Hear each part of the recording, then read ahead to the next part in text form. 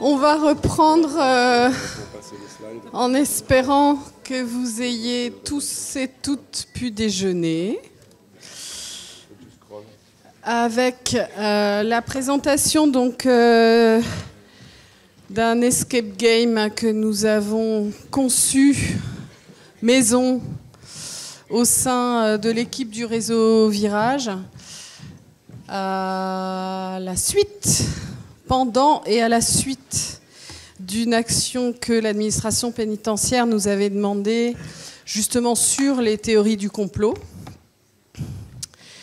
Et donc on a eu cette idée. Je vais laisser le soin à mes collègues Bruno Michon, que je ne représente pas, mais aussi Rabia Senoussi, qui est conseillère technique chez nous en travail social, Catherine Schneider, éducatrice spécialisée et qui se spécialise dans le mentorat au sein de notre équipe. Je vais leur laisser le soin de vous parler de cet escape game, peut-être des collaborateurs autres qui ont travaillé à cette entreprise et qui ne sont pas présents. Et j'espère que ça résonnera pour vous. Merci beaucoup Delphine. Ouais, voilà, c'est un moment un peu émouvant pour nous. Pour moi en particulier, ça fait 4 ans que je bosse dessus. Avec différents collègues du réseau Virage, et je salue Naomi Bovy et Thomas Huard avec qui on a commencé à travailler dessus il y a 4 ans. Et là, aujourd'hui, pour la première fois, on en parle au monde. Et le monde, c'est vous. Donc merci. Je suis encore plus impressionné parce qu'il y a mon prof de fac d'il y a 20 ans qui est là, qui est Gérald Bronner. Donc je suis super impressionné. Spécialiste des théories du complot, entre autres. Voilà, on flippe un peu. Mais qu'est-ce que c'est que Mythbuster ? Donc Mythbuster, c'est un escape game pour travailler sur les théories du complot avec des jeunes, mais aussi des moins jeunes. Mais le public cible qu'on a identifié, c'est 15-25 ans. Avant de vous parler vraiment de pourquoi est-ce qu'on a créé ça et sur quelle base éthique et théorique on l'a créé, et aussi à quoi ça ressemble, comment ça fonctionne, on va vous montrer le teaser qui va bientôt être diffusé dans le monde pour présenter l'escape game. C'est la première fois qu'il va être montré, donc c'est un teaser plutôt à destination du public cible pour lui donner envie de jouer, et à destination des animateurs éduques qui pourraient être amenés à l'utiliser. Il y aura un second teaser un peu plus institutionnel, et on remercie beaucoup Vincent et JP pour avoir Vincent Viac et toute l'équipe pour avoir fait et pensé ce teaser. Vous allez voir, il n'est pas piqué des hannetons. Voilà, je vous laisse découvrir. Au sommaire aujourd'hui, actualité souriante. En Argentine, Adolf Hitler jardine dans sa villa. Reportage.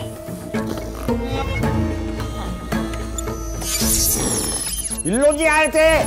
La Finlande n'existe pas! C'est un coup des Japonais, ça! Des Viettes, ouais! Des Viettes! C'est un coup des Japonais! Des Viettes, ouais! Ils l'ont dit à la télé! La Finlande n'existe pas! C'est un coup des Japonais! Des Viettes, ouais! Breaking news! Notre président annonce une nouvelle historique. L'État profond est à terre. La machine terroriste a débunké la vérité alternative a été mise hors d'état de nuire. Rien n'est joué, Tim. Tu peux encore sauver le monde du blob complotiste. Prends cette tablette. Pour sauver le monde, Tim devient un agent Mythbuster. Ta mission, réparer la machine à débunker en déjouant des théories du complot. Grâce à cette tablette, acceptes-tu la mission, agent Mythbuster? Chef, oui, chef.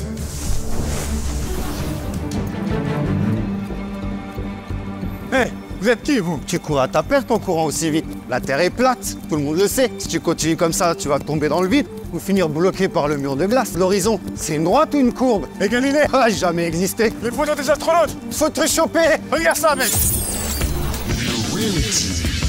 Niveau débunké, machine à débunker partiellement préparée. Accès niveau supérieur autorisé. Mais il y en a qu'un. Mais il y en a qu'un. Si tu fermes un œil, tu vois la même chose que si t'en avais deux. Tu vois, il y en a qu'un. Le premier, c'est le même que le deuxième. Il y en a qu'un. C'est pas possible de dire ça. Regarde ça.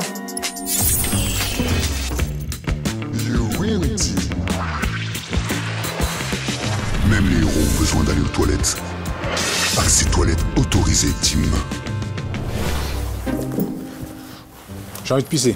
Je vais pisser. Un mec se met à côté de moi, il me regarde, je le regarde pas. Il me regarde, je le regarde pas. Il me dit. Putain, classe le daron. Propre. Je le regarde et il me dit. C'est pas bizarre toute cette pluie là? Je comprends pas, je lui dis rien. Depuis le quinquennat de François Hollande, que de la pluie. Il me parle de François Hollande, je comprends pas. J'arrive plus à pisser, je lui dis. François Hollande? Ouais, chelou, hein. C'est parce que je suis sûr que lui, il peut pas vivre trop longtemps hors de l'eau. C'est un Atlante.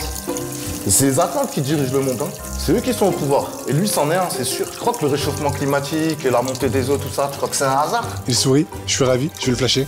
Ah ok, t'as raison. Regarde ça. Team, save the world. Mythbusters, save the world. Machine à débunker, préparée. Théorie du complot, déjouée.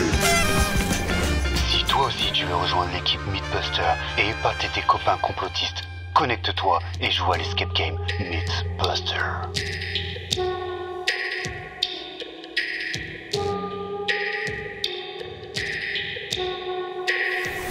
Toi aussi, mène l'enquête.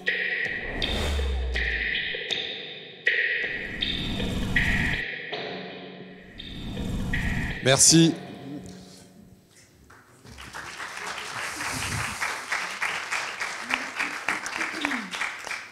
Vous pouvez dire coucou aux gens, là, l'équipe qui a fait le... voilà. Et on a un des acteurs, là. On a un des acteurs. Vous le reconnaissez à la caméra. Voilà. Merci beaucoup. Voilà. Donc, voilà, beaucoup d'émotions, comme je le disais. Pourquoi Mythbuster ? Pourquoi est-ce qu'on s'est lancé dans ce pari fou de travailler sur ce projet ? Pourquoi un escape game sur les théories du complot ? Alors, en fait, tout part, comme souvent dans Virage, de la clinique, des accompagnements de jeunes radicalisés qu'on fait quotidiennement. Et en fait, le constat clinique, il est tout simple, on le connaît, vous le connaissez certainement, c'est dans la majorité des situations, on a des théories complotistes dans notre clinique. Donc c'est aussi simple que ça. Puis on s'est dit, mais comment est-ce qu'on peut travailler ça ? Donc on a effectivement commencé en prison, en détention, on a monté des projets de prévention dans lesquels on a bricolé. Et c'est pas facile en fait de déconstruire les théories du complot. Parfois même, on s'est rendu compte que le problème, c'était pas les détenus. Le problème, c'était les gardiens. Le problème, c'était les psys qui les accompagnaient. C'est-à-dire que vraiment, les théories du complot, et je pense que Gérald Bronner, ici présent, pourra revenir dessus, mais sont diffusées partout. Et parfois, c'est contre-productif, puisqu'on essaye d'amener la question et on va avoir des professionnels qui eux-mêmes vont amener des théories complotistes. Et on ne savait pas trop quoi faire. C'était extrêmement compliqué. Et donc, on s'est dit, bon, on va faire notre propre outil. Parce que on a regardé qu'est-ce qui existait par ailleurs. Alors il y a 2-3 trucs qui existaient, des choses assez proches de ce qu'on faisait, mais pour le dire un peu rapidement, on n'était pas hyper satisfait de la qualité de ce qui était proposé. On sentait qu'ils n'avaient pas eu beaucoup de sous, les gens, ça ressemblait pas à grand-chose. Et pour être nous-mêmes, pour un certain nombre d'entre nous, des joueurs, je ne sais pas si vous connaissez Unlock, par exemple, le jeu de société Unlock, voilà, on était très loin de cette qualité-là. Et donc nous, ce qu'on s'est dit, c'était on va faire un Unlock, mais en serious escape game. Voilà. Ça doit rester un jeu, ça doit être fun à jouer, mais on doit pouvoir travailler ça avec le public qu'on souhaite toucher. Et ce qui nous semblait hyper intéressant avec l'escape game, c'est que en soi, l'escape game, c'est un peu comme dans Fort Boyard, si vous voulez. Dans Fort Boyard, on est enfermé dans une cellule. Là, c'est un peu la même chose. On est enfermé dans le complot. Et comme on est enfermé dans un escape game, et donc c'est cette analogie-là qu'on a souhaité reproduire dans Mythbuster. Et évidemment, le dernier point sur lequel je souhaitais revenir, c'était que c'était aussi une demande. On travaille énormément avec des centres socioculturels, avec des instits, des professeurs de l'EducNat, et avec des éducateurs spécialisés, de prévention spécialisée, etc. Et c'était une demande, ok, c'est super sympa votre truc là sur les théories du complot, mais nous, on ne sait pas quoi faire. Donc tout ça mis dans un sac nous a amené à créer Mythbusters. Une fois qu'on se dit ça, quand on est simple, alors sociologue pour moi, assistante sociale pour Rabia, éducatrice spécialisée pour Catherine, c'est bon, on fait comment ?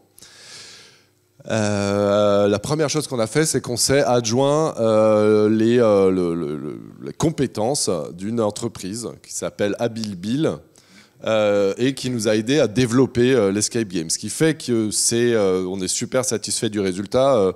On va vous montrer à quoi ça ressemble plus tard. C'est grâce à eux qui ont mis vraiment toutes leurs compétences et c'était extrêmement sympathique de bosser avec eux. Mais avant ça, il fallait se poser la question, mais concrètement, ce serait quoi le cadre éthique de ce jeu ? Et la première chose qu'on s'est dit, c'est ce qu'il y a de plus contre-productif, c'est d'essayer, et ça, Hakim El-Karoui en a parlé ce matin,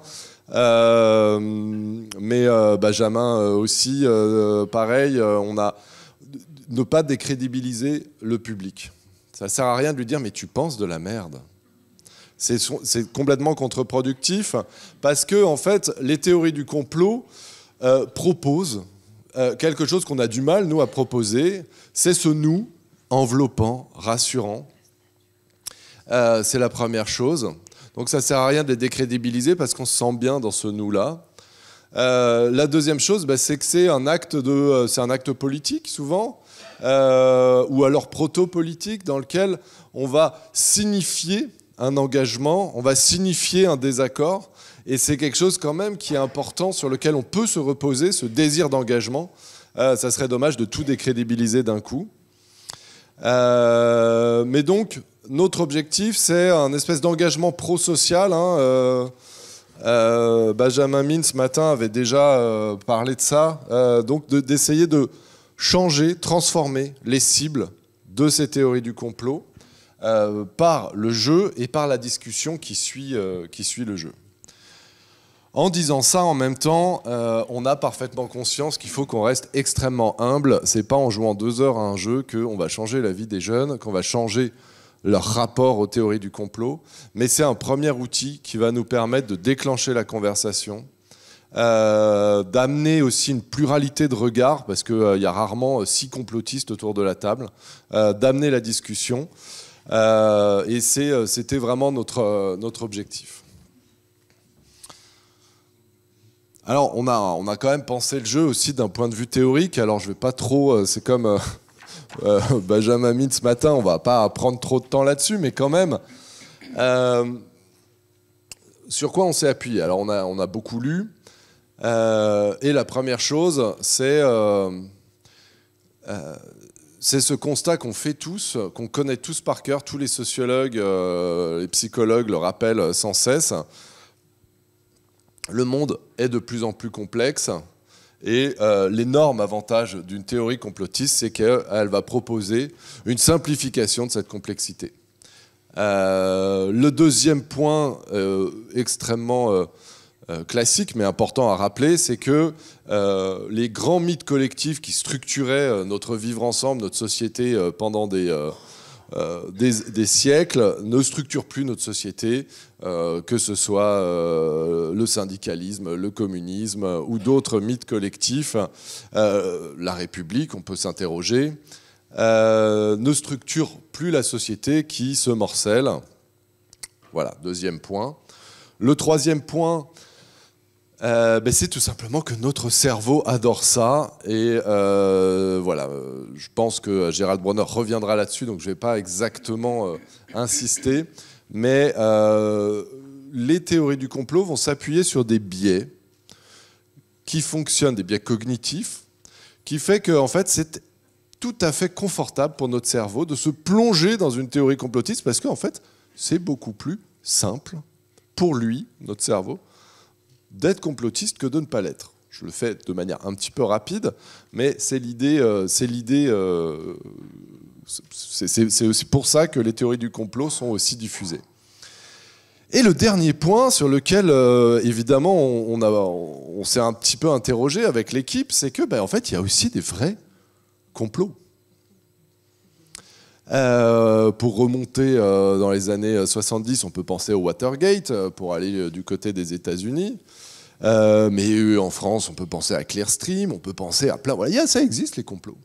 Et donc, c'est extrêmement compliqué de dire « Ah ben non, là, ton complot, il est faux, mais celui-là, il est vrai. » Donc, ça rend notre action en tant qu'éduc, en tant que psy, en tant que travailleur social, extrêmement compliquée.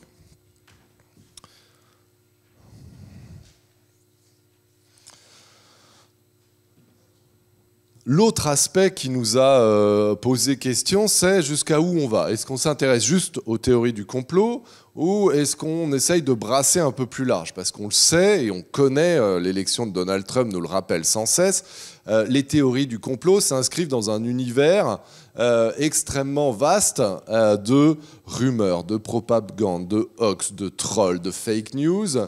Est-ce qu'on essaye un petit peu d'éduquer, de proposer une vision comme ça très large de ces différents concepts, et on s'est dit non.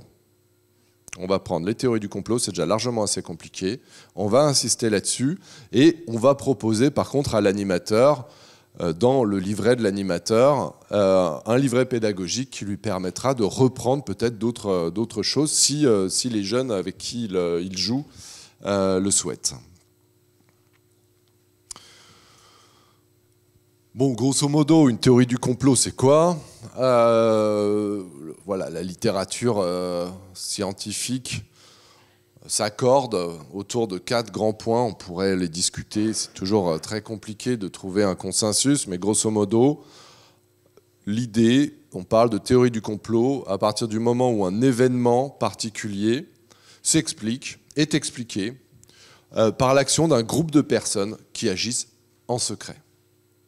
Nous ne sommes pas au courant. Deuxièmement, les intentions de ce groupe de personnes sont néfastes. Ça serait beau qu'il y ait des théories du complot pour rendre le monde plus beau, mais en tout cas, on n'appellera pas ça une théorie du complot.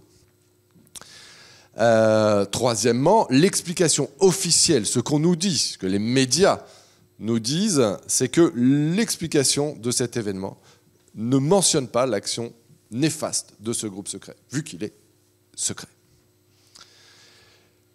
Et quatrièmement, un des points assez cruciaux dans les théories du complot, c'est que des événements qui semblent n'avoir aucun rapport entre eux sont reliés. Tout est relié. Et on nous ment. Voilà. Les 4 points sur lesquels on s'est mis d'accord et qu'on a essayé d'introduire dans le jeu. La deuxième chose, c'est... pas la deuxième chose, mais les théories du complot ciblent évidemment toujours un groupe. Et là, on a 2 grands types de théories du complot. On a les théories du complot qui visent les groupes minoritaires, et on les connaît, les juifs, les francs-maçons, les communistes, les musulmans. Et deuxième grand groupe de théories du complot, celles qui visent les élites, les hommes et les femmes politiques, les chefs d'entreprise, les Illuminati. Voilà. Donc c'est 2 grands types de théories du complot qui se distinguent. Voilà grosso modo les bases théoriques sur lesquelles on s'est appuyé à partir d'une recension de la littérature scientifique et qu'on a essayé de décliner en jeu. Alors la question qu'on va se poser maintenant, et pour ça je vais laisser la parole à Catherine et Rabia, mais en fait Mythbuster, comment ça marche? Merci Bruno. Alors oui, effectivement, Mythbuster, comment ça marche? Alors pour commencer, on va vous montrer 2 petites images, voilà, puisque le jeu a été testé sur des adolescents. Voilà, donc on comprend que le jeu se fait en groupe. On préconise d'être à 5, allez 6 maximum de joueurs. Voilà. Alors voilà, donc du coup ce jeu, cet escape game, qui est donc un jeu d'énigmes comme tous les escape games, c'est surtout et avant tout un outil de sensibilisation à l'existence des théories du complot, pour permettre donc à ce public de jeunes personnes entre 15 et 25 ans de comprendre et de prendre conscience des mécanismes de manipulation qui structurent ces théories du complot. Donc ce jeu est donc à destination d'un public jeune, comme on l'a dit plusieurs fois, et compte tenu de ce public jeune, il est essentiel, le rôle de l'animateur va être vraiment essentiel, puisque lui va vraiment travailler dans une approche pédagogique. Donc son rôle, ça va être d'accompagner les équipes, de les aider à avancer, avancer dans les différentes étapes du jeu, de veiller à ce que les consignes soient évidemment bien comprises, et surtout, c'est lui qui va permettre de prendre un temps de débriefing à la fin du jeu, mais ça on y reviendra plus tard. Voilà, donc là, vous voyez derrière nous le guide de l'animateur avec son sommaire. Donc on comprend assez bien qu'il est plutôt bien complet, puisqu'il y a toute la partie présentation du jeu, la mise en place, les conseils et les rôles de l'animateur. On a essayé vraiment de le réfléchir de façon à ce que ce soit le plus complet, le plus confortable possible pour la personne qui va accompagner ces groupes de jeunes. Voilà. Je vais peut-être juste ajouter que du coup le jeu comportera plusieurs éléments. C'est pas uniquement le guide, c'est une application qu'il faudra télécharger sur tablette. Tu fais une application sur tablette qui représentera en fait la machine à réparer, une machine qui ne fonctionne plus, et dont les Mythbusters auront la lourde tâche que de la réparer. Donc ils vont devoir reprogrammer chaque module de cette machine en abordant bien sûr les principes clés liés aux théories du complot. Ouais. Du coup, je t'en prie. Parfait, merci. Et d'ailleurs, on vous invite tout à l'heure, mais on y reviendra encore une fois après, on vous invite tout à l'heure à découvrir le jeu. Puisqu'on a tout l'équipement, on a 2 tablettes à disposition, et puis vous pourrez, si vous le souhaitez, manipuler un peu pour vous projeter dans ce que ça peut être. Alors, pour rentrer concrètement dans le jeu, chaque équipe va disposer d'un manuel de cette grande machine qu'ils vont devoir débunker. Donc ce manuel va leur servir tout au long du jeu de passer d'une étape à l'autre. Alors ce qui nous intéresse aujourd'hui particulièrement et ce qu'on a envie de vous transmettre, c'est ces 2 phases qu'il va y avoir à travers ces différentes étapes. Donc il y aura une première phase qui va plutôt se concentrer sur les biais cognitifs, dont Bruno a parlé tout à l'heure, et une deuxième phase qui, elle, va plutôt se concentrer sur tous ces ingrédients qui composent du coup une théorie du complot. Voilà. Et donc d'étape en étape, donc la première étape, comment on appelle, le premier module qu'on va vous expliquer aussi, ça va vraiment être un module qui va travailler sur cette partie les biais de confirmation, puis un deuxième module sur les biais d'intentionnalité, etc., etc. À savoir aussi que le jeu est linéaire, c'est-à-dire qu'il va falloir commencer par le premier module, valider, réussir à réparer ce premier module avant de pouvoir passer au second, puis au troisième, au quatrième, au cinquième. Ok. Comme tu veux. Oui, je continue du coup avec... Ouais, ok, parfait. Voilà, donc du coup, la première capsule, c'est donc ces biais de confirmation, qui sont donc ces tendances à interpréter les informations de manière à confirmer ses croyances, ses propres croyances, tout en ignorant ou en rejetant celles qui les contredisent. Alors, comment ça marche ? Voilà, on vous fait une petite présentation, puisque pour chaque capsule, dans le jeu, l'équipe disposera d'un dossier. Et c'est donc sur ce dossier qu'ils vont travailler sur les différents, ces différentes phases. Donc là, il y a un dossier qui va donc se concentrer sur ce biais-là, ce biais d'intentionnalité. Donc c'est Rabia qui va vous le présenter, pour vous dire comment ça marche vraiment. Donc pour le premier, le premier dossier, l'idée pour travailler le biais de confirmation, c'est d'apporter une croyance de départ. Les chats, et on le sait tous, je pense qu'on est tous d'accord, les chats cherchent à nous manipuler et ou sont d'origine extraterrestre. Donc l'idée, c'est de leur proposer en fait de lire. Alors, ils sont 4, 5 par groupe. Voilà, peut-être les encourager. L'animateur aura aussi ce rôle-là, hein, de pouvoir les encourager à travailler ensemble. L'escape game étant un jeu collaboratif, les articles peuvent être plus ou moins longs. L'idée, c'est que les jeunes puissent s'entraider, se partager les informations qu'ils auront récupérées, recueillies selon les articles. Et l'idée est de trouver les articles qui valident notre croyance de départ et non pas qui les invalident, comme on a pu en faire l'expérience. Donc très important, on peut facilement tomber sur... on sait bien que les chats ne sont pas là pour nous manipuler, donc on va essayer de retrouver, de retrouver les articles qui invalident cette croyance, mais du coup, on ne réussira pas à valider, à réparer la machine.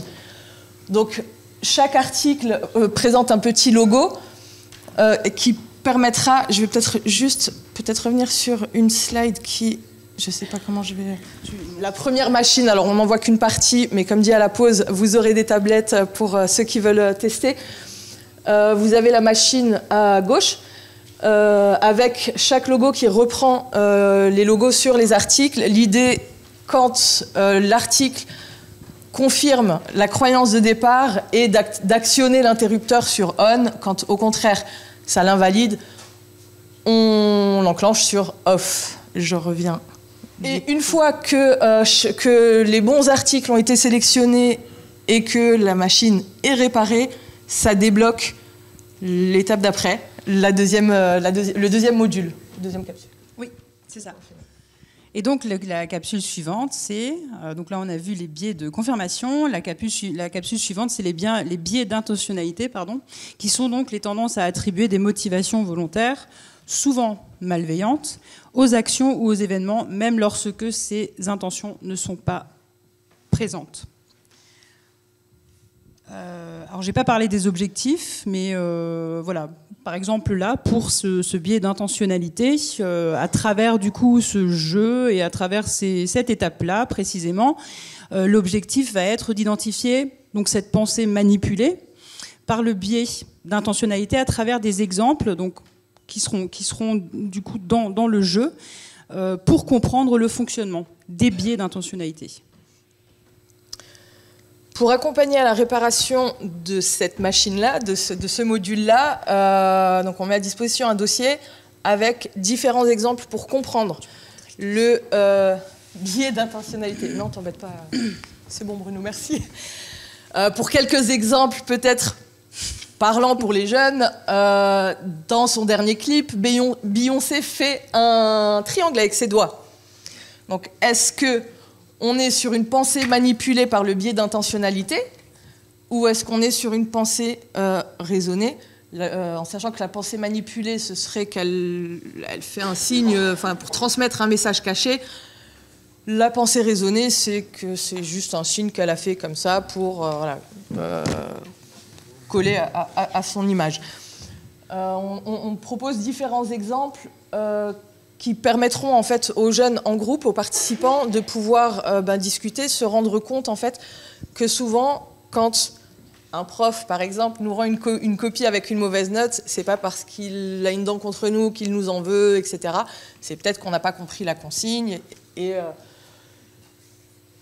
et qu'il y a une autre raison que forcément une raison malveillante de la part de l'enseignant, tout comme le collègue qui aura oublié d'inviter à une réunion, c'est pas parce qu'il nous en veut ou qu'il nous aime pas, c'est peut-être juste qu'il a fait d'autres choses et qu'il a oublié de nous mettre dans la boucle. Du coup, pour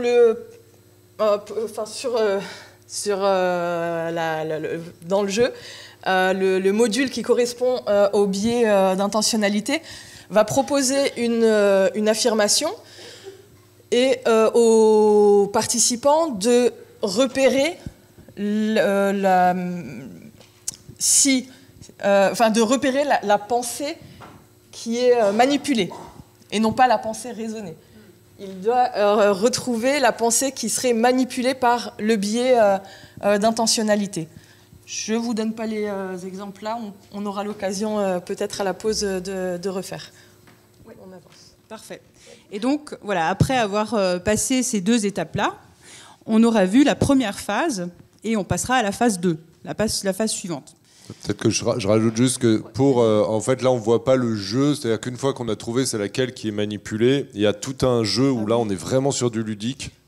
On n'est plus du tout sur la réflexion, etc. Une fois qu'on a compris, ça va être allumer le capteur B, etc. Ça va être des jeux de logique comme ça. Qu'on ne voit pas là, mais que vous pourrez découvrir, après. On a toujours essayé de rendre le truc fun. Ouais.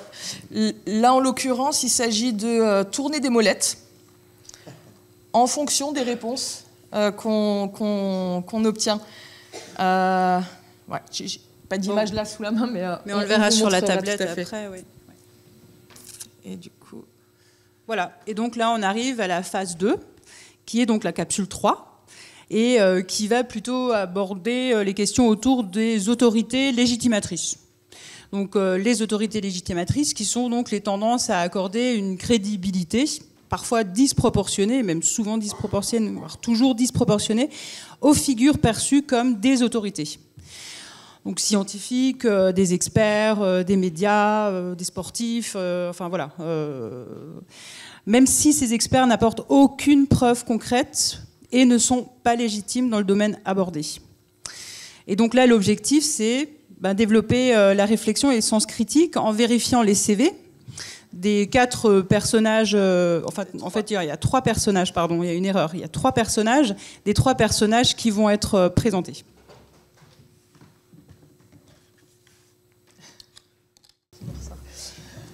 Du coup, voici les 3 CV qui sont proposés pour les participants, avec à chaque fois petite présentation et leur parcours, j'allais dire scolaire, mais voilà, ça peut être voilà, et leur profession.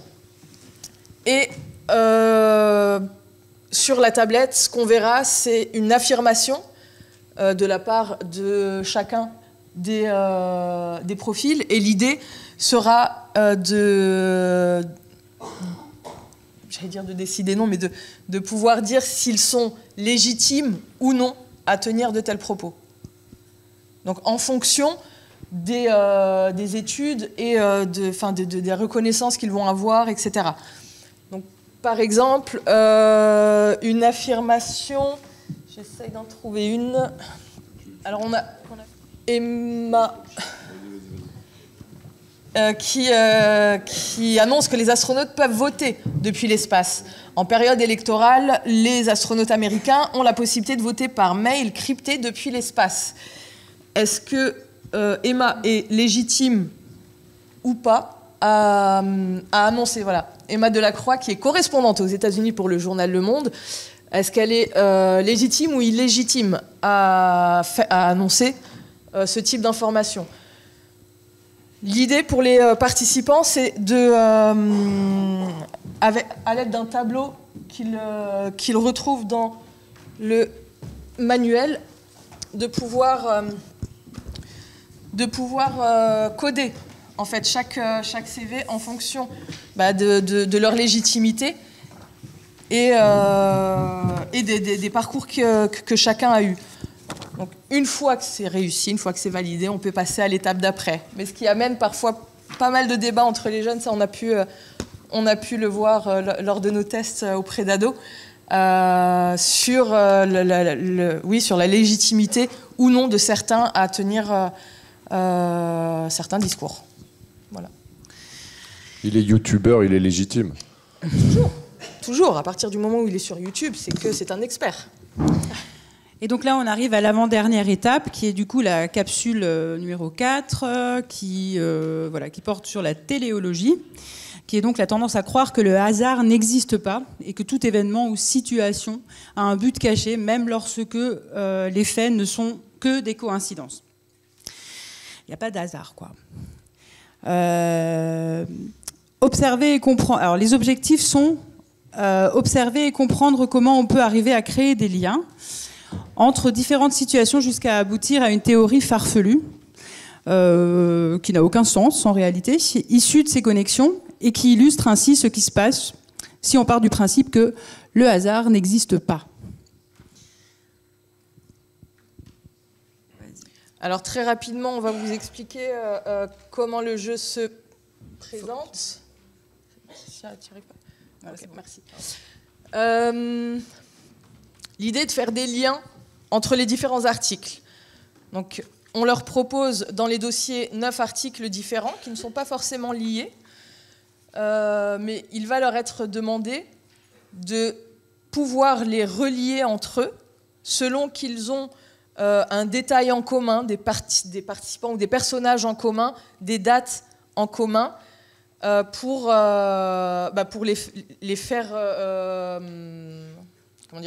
se lier et avoir une théorie complotiste. Farfelu, ouais. Farfelu. Par exemple, là de mémoire, on va avoir un couple qui se marie. Cluster de Covid-19 apparaît lors du mariage de monsieur et madame Pimpambois, qui en meurt quelques jours plus tard. À mettre en lien avec les autres articles. Bon, ça nécessite quand même de pouvoir les explorer un petit peu, de pouvoir les lire, les comprendre et partager dans le groupe. Mais on va avoir l'autre information, c'est l'installation de l'antenne 5G. Comment est-ce qu'on peut lier les deux articles, les deux informations? On va leur laisser la surprise. Tout à fait. On ne va pas tout spoiler, on va vous laisser... Voilà, et donc là, on arrive à la toute dernière étape, qui est la capsule 5, et qui traite donc de la diversité des sources, qui va permettre de vérifier une information en la comparant avec des origines différentes. Donc, dans les théories du complot, une information provenant d'une seule source, peu fiable et souvent rediffusée plusieurs fois. Si une information provient de sources variées et fiables, elle est généralement plus digne de confiance. Et donc là, les objectifs vont être de développer la capacité à comparer des informations et à identifier les similitudes ou les contradictions à partir d'une théorie initiale et de diverses sources. Alors pour cette capsule, la théorie qui va être avancée, c'est la Terre est plate. On leur propose beaucoup d'articles, mais c'est volontaire. L'idée est de pouvoir faire le tri, repérer quels sont les articles qui sont sourcés, qui sont à l'origine en fait de l'argument avancé, et d'éliminer du coup ceux qui reprennent ou ceux qui sont peu fiables en fait. C'est selon moi un exercice très intéressant à faire avec les adolescents, puisqu'ils ont cette facilité à republier, repartager certaines informations vues sur les réseaux sociaux sans même avoir lu l'article, sans même avoir repéré quelles étaient les sources.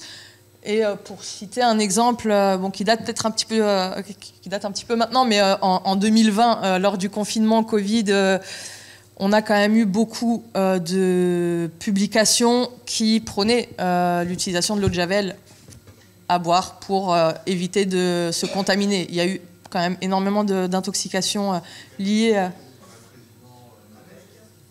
N'est-ce pas? Merci beaucoup. Tout à fait, on va avoir même des présidents effectivement qui vont relayer ce type d'informations. Donc l'idée, c'est vraiment de pouvoir les sensibiliser à repérer la source, rechercher, est-ce qu'elle est fiable, pas fiable. On estime qu'un argument, s'il n'est pas... C'est pas tant fiable ou pas fiable, c'est quoi la... Il y a combien de sources différentes qui parlent... ça relaie, quoi. En fait, les ados vont se rendre compte qu'en fait, tiens, cet article-là, il fait référence à cet article-là, qui lui-même fait référence à cet article-là, et on se rend compte qu'en fait, il y a très peu de diversité de sources différentes, et que donc, c'est pas vérifié. C'est un peu ça l'idée derrière ce jeu-là. Et on estime qu'une théorie qui ne serait pas... il faudrait au moins 4 sources différentes. Et là, ils vont se rendre compte qu'il n'y en a que 3. Voilà, pour vérifier une théorie. Alors, ce jeu, on l'a testé sur des groupes d'adolescents, comme vous avez pu voir sur les photos tout à l'heure. Le jeu dure en moyenne 1 heure. Donc 1 heure où les adolescents sont quand même en immersion dans le jeu. Alors il se passe plein de choses pendant 1 heure, on le comprend bien là avec tout ce qu'on vous a expliqué. Là c'est très sommaire, on a essayé d'aller vite et quand même suffisamment se prendre le temps pour que ça puisse être à peu près clair et qu'on puisse un petit peu se projeter. Néanmoins, quand on est adolescent et qu'on est comme ça dans le jeu, si on laissait le jeu juste au jeu finalement, cette approche pédagogique, elle n'existerait pas.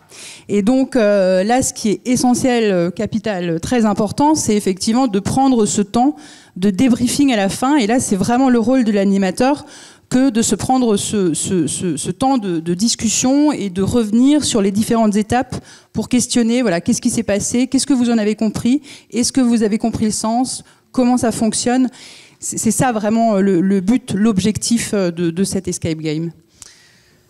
On aborde 2 biais cognitifs dans cet escape game, mais l'idée vraiment avec ce jeu, une fois qu'ils ont compris ce qu'était un biais cognitif, c'est de pouvoir vraiment ouvrir la discussion et de pouvoir éventuellement discuter d'autres biais, de pouvoir discuter d'autres ingrédients ou mécanismes qui structurent les théories du complot pour les sensibiliser, les rendre plus attentifs en fait aux informations qui circulent et aller vérifier les sources notamment des informations.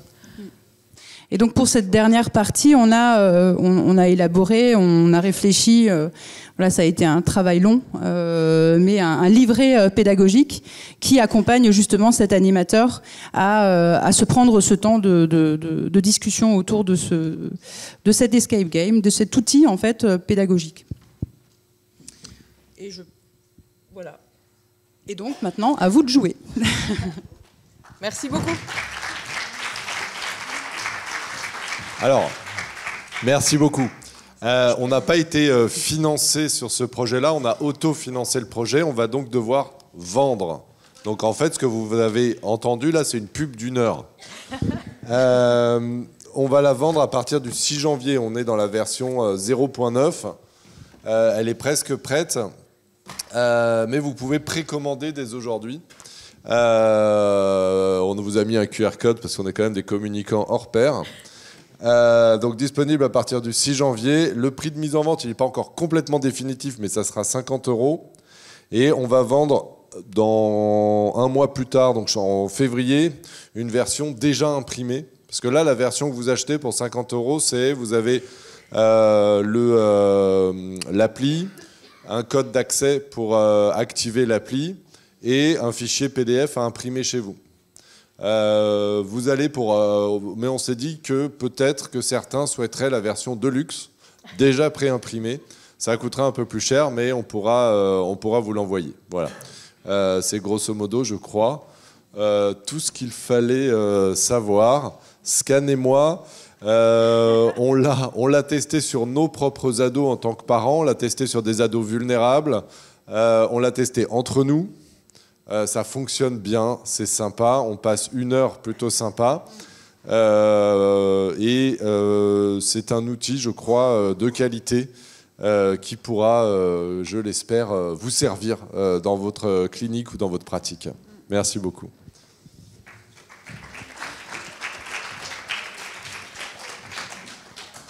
Et on mettra avec les éléments de commande tout ce qui va bien pour que vous puissiez nous faire des retours. Si toutefois vous avez le souhait de tester avec les ados que vous accompagnez au quotidien, ça nous intéressera d'avoir des retours pour éventuellement une phase 2 qui pourrait encore évoluer.